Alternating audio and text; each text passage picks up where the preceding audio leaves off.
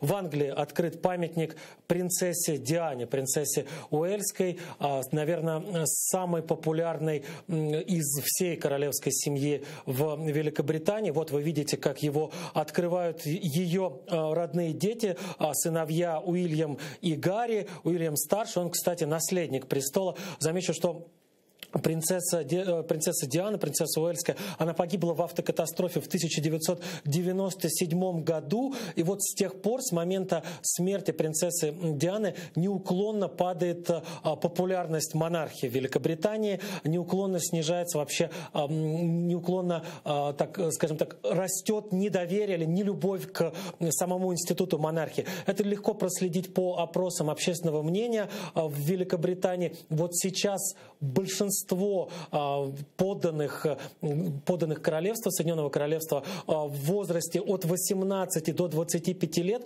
считают, что государством должны управлять люди не наследующие монарший титул, а избранные, то есть президенты, премьер-министры и так далее. Но вот формально сейчас главой государства, главой Соединенного Королевства остается монарх, и именно так сейчас и все и продолжается. И, кстати, Уильям, старший сын принцессы Дианы, у него к нему-то отношение чуть получше, чем к его отцу, который должен будет унаследовать